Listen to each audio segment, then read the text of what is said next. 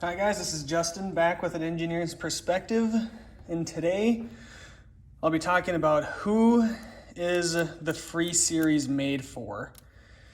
So up front, I wanted to give my personal biases about the Free series, and they are that I do think they're a good tool. I think they're very capable. I think the usability of the one-handed opening and the easy movement and your one-handed outside accessible tools, I think that's all legitimate and a huge positive to this tool. So just say that first. I think it's a good tool. I like what it brings to the table. I think it does a good job of that.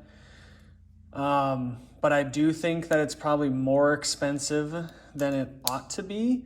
And I don't think for most people it's a great option. But we'll talk about the people who I think this is a good option for. So you can see I've got out the Skeletool CX. And the Skeletool CX, in terms of capable EDC multi-tools, is kind of like the gold standard, like the minimum you can carry while really still packing a punch. It's got everything you need, nothing you don't, sort of a thing. So the Skeletool is a great tool, but for a lot of people, it can be slightly lacking in features, but it can be really lacking in the plier heads. So in my opinion, this is the answer to the Skeletool. So for people that want more tool capability, and especially more pliers, but want it to be like an EDC friendly tool, that is who this is for. So more of like a I don't want to say office carry tool, but kind of in that realm where you have no specific hard intention for this. It's just like, maybe I'll need it. I just want to be able to throw it in my pocket with this very nice deep carry Leatherman pocket clip here. And that's what it does great. Especially if you're one who doesn't want to carry an extra pocket knife. You've got that one right there. You've got great scissors right on the outside. So it's got definitely the useful tools, a pry tool and a Phillips. It's just kind of what it's meant for, in my opinion, is just that everyday guy who needs a much heavier duty plier than the Skeletool. So there's obviously not huge thickness, but it just feels like a bigger tool all around in your pocket. And the Skeletool weighs just over 5 ounces, whereas the Free P2 is just under 8 ounces. So almost a 2.5, 3 ounce increase for this guy. So it's quite a bit heavier, more than 50%, but you gain a lot of capability with this guy. You do lose the bit exchanger, so that's a big downside if that's a feature you use a lot on your Skeletool. And it's one that I recommend a lot on the Skeletool, to be honest, because if you just carry this and then have these in your backpack, you've got quite a bit of bit or screw turning capability just for such a lightweight package. But regardless, so that's who I think this is for. And let me defend my not for higher end use position then, because why is it only an upgrade to this? Why isn't it a replacement for, say, that? So for one, I will say that the plier head is definitely beefier than on the Wave, but it's not any more capable than on the Wave. You get the same number of teeth in here. The length of the needle nose actually appears to be less on the Free, and you get the same cutters. They're just a little bit beefier in here. So in terms of I'm gonna turn a fitting capability, the pliers don't really help you. The handles are a little bit easier to get your hands around, but they're quite flexible. You can really feel them flex under your hand. Much like the Wave, I can actually, touch these two pieces of metal together. I can flex them. but they're relatively flexible. These pliers don't do much more than these ones do. But really this comes down to the internal tools. So I think these ones are good to go, but it's these ones down here.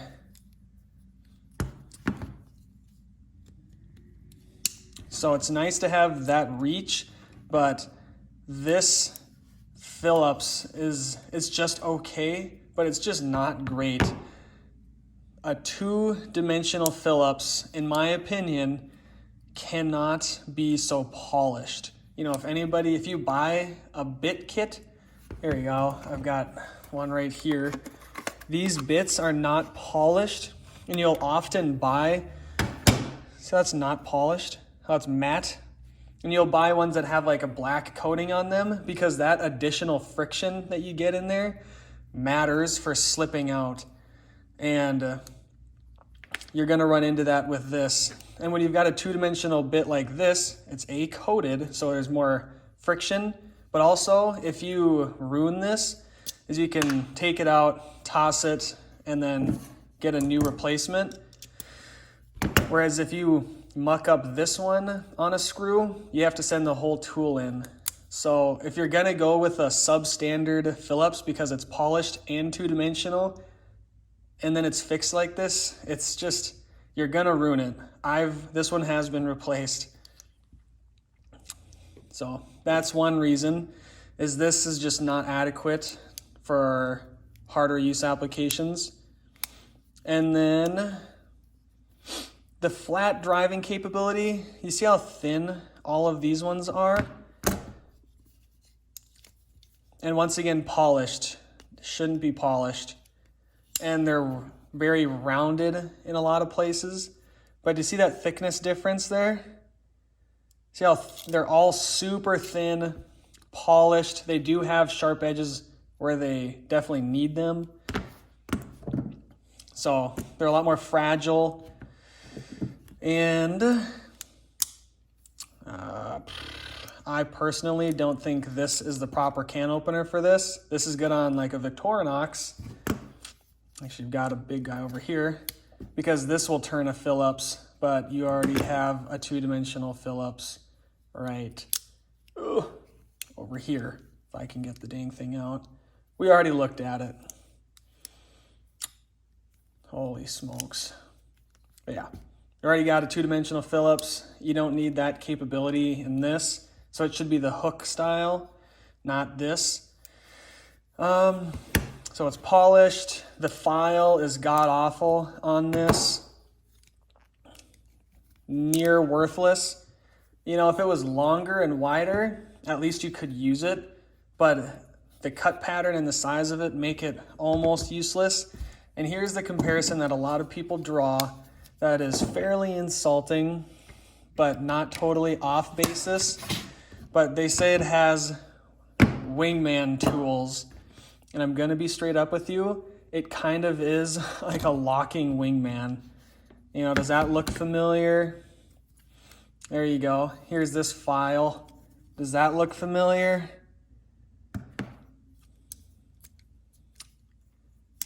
And all of this stuff is polished on the wingman. So it's just not a pro heavy duty use tool. It's got the upgraded pliers over the skeletool, but the rest of the tool set just really makes it more of an EDC tool. And basically, if you like the skeletool but want bigger pliers, the wingman's a good option. But if you want the locking tools, which I highly recommend, and just a higher quality tool overall, then there's the Free. So that's who it's for. So we need more capability than this, but more usability and quality than that.